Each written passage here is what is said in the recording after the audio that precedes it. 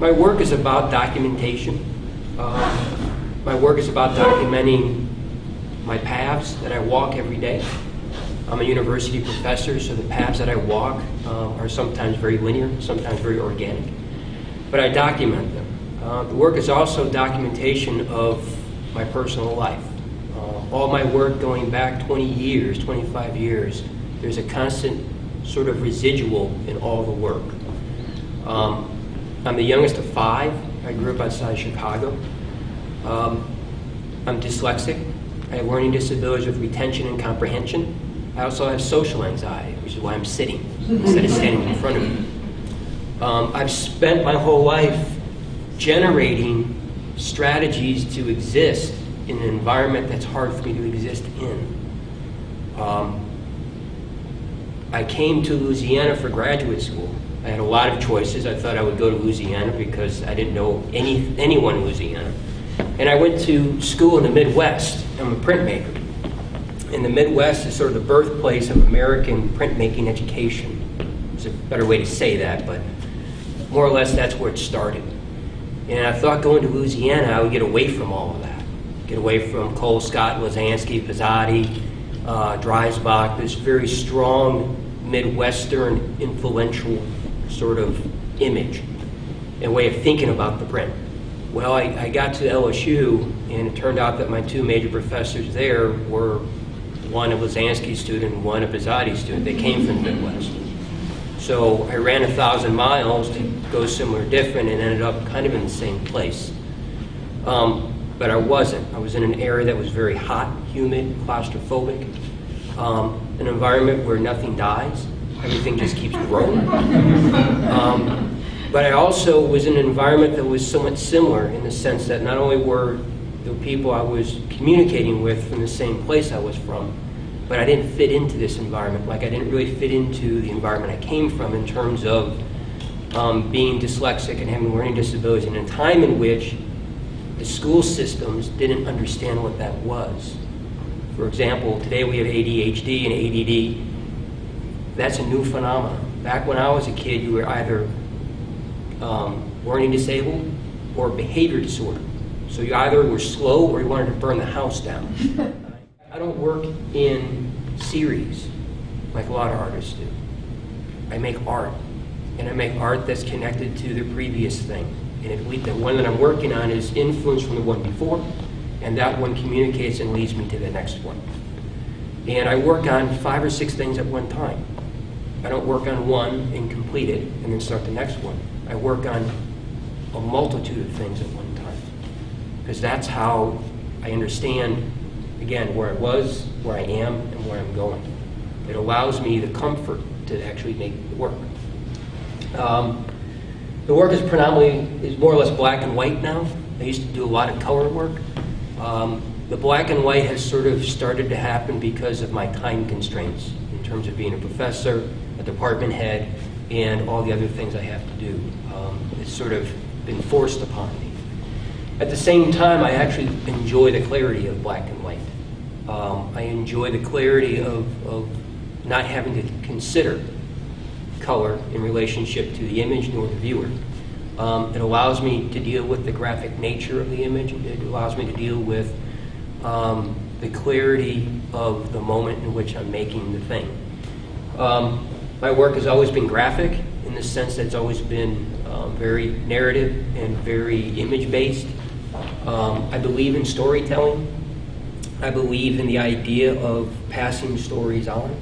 But I have a obsession with things in pairs. It might be psychosis, I'm not quite sure. But I'm comfortable with things that are in multiples. That's why I'm a printmaker. I mean, I have 10 or 20 copies of each of these images. Am I ever going to sell them? Maybe. But I don't feel comfortable with something existing as a single entity. And it might be because I was so different in the classroom when I was growing up as a child, that back when I was a kid, they didn't have inclusion. You were segregated. You left the classroom for the things that you struggled in. And then you had to come back and assimilate back into this group. I always felt uncomfortable with that. So I've always felt more comfortable when there are pairs. My wife can attest to that. I can't go anywhere unless she's with me. Part of that's social anxiety, but part of that also is existing in pairs. The work is influenced by other critters, I call them, whether it's birds, planes, rabbits, snakes.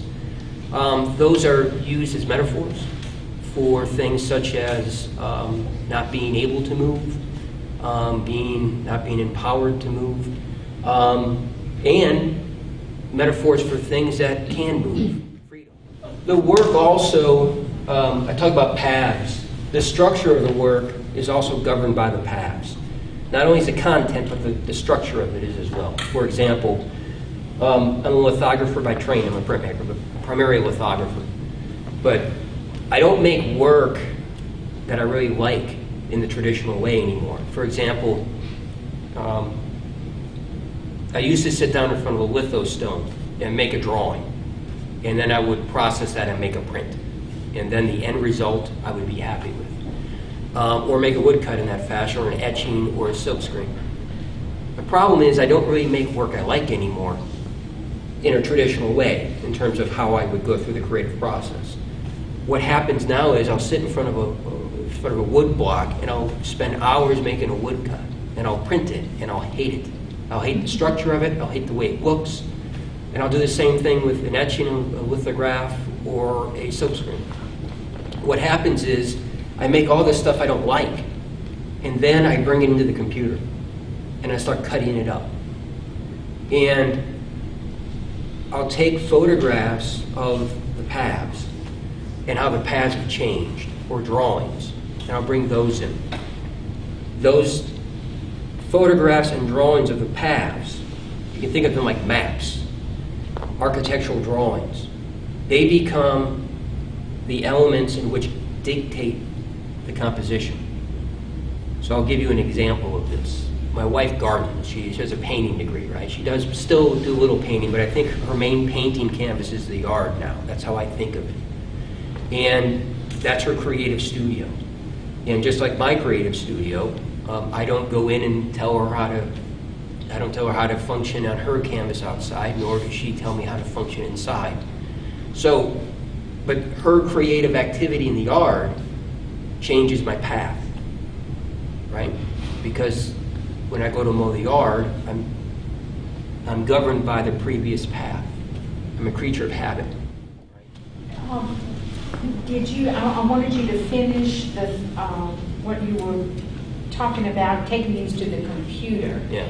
And after that, after you bring them to the computer, is that simply the composition? Do you go back to traditional means to make the print?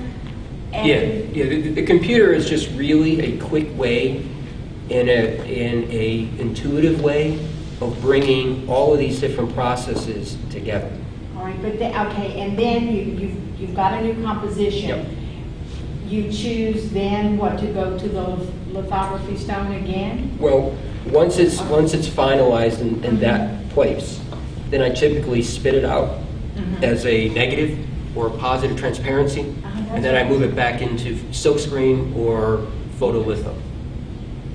The computer really is sort of this, I don't know, it's an environment that anything can come together. It's an environment that you can cut, splice, layer. Enter again. Correct. And I have these monitors that you can actually draw with pens on. So it's not like working on a computer with a mouse, right? I actually have a monitor. It has a pen, and I actually draw on the monitor in real time within the computer. So it's like sitting in your studio. Sitting in your studio, and you have a litho print, and you have an etching and a silkscreen and whatever, and a pair of scissors. And you can cut, and you can glue, and you can move things in sort of this transient place. And then I can bring it back into a different reality. Now, I never did this before. I mean, I've only started doing this within the last 4 years.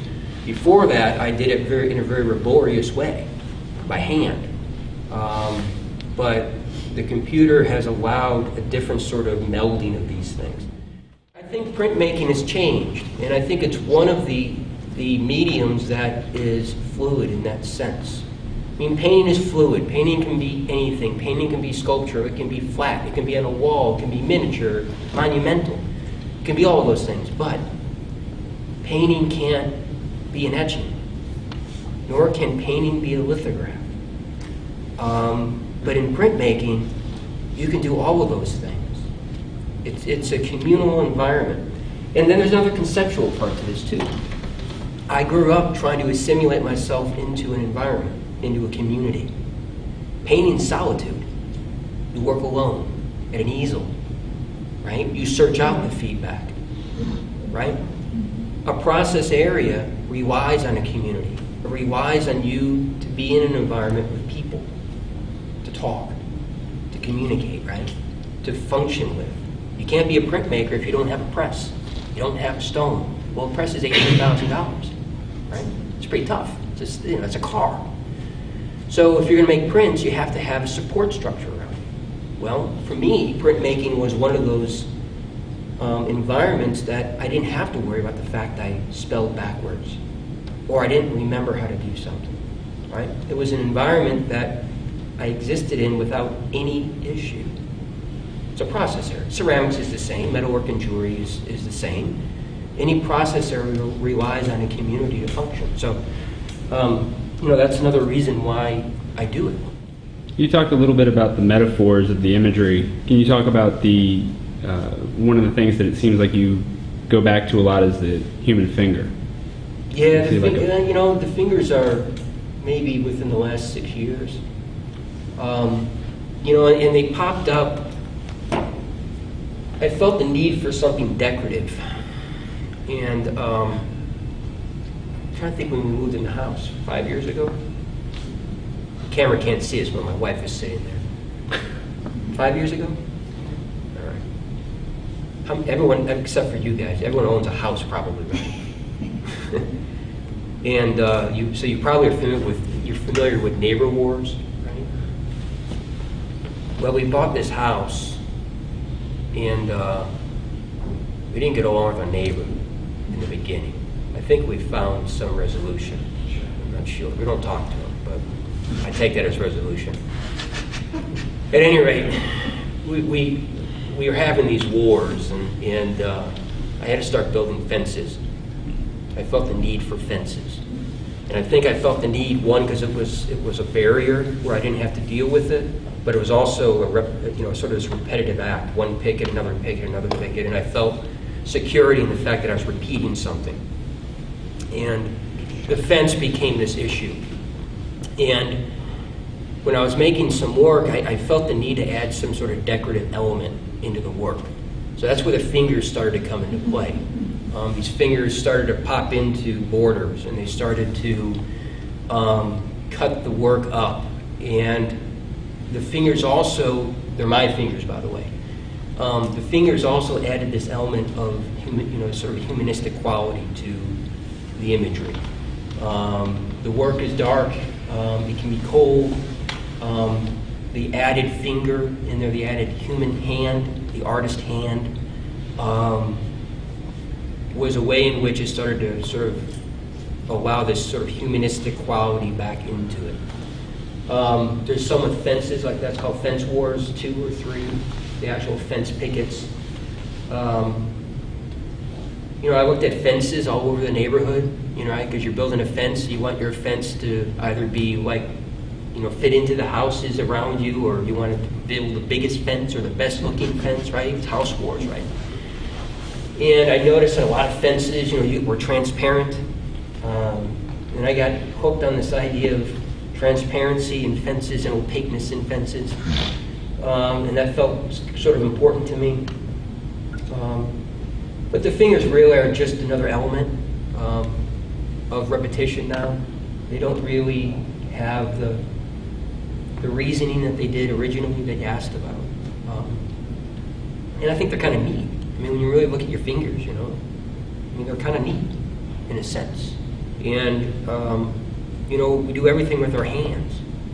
And when I talked earlier about residual, right, we leave residuals everywhere, right? And we usually do it with our hands. whether it's a handshake, whether it's a handprint, whether it's touching, for a printmaker, touching an ink can, and then that ink can is picked up by somebody else. Even if we're passing diseases from one place to another, you know. I think the hands are really interesting things. Thank you, Brian. All right.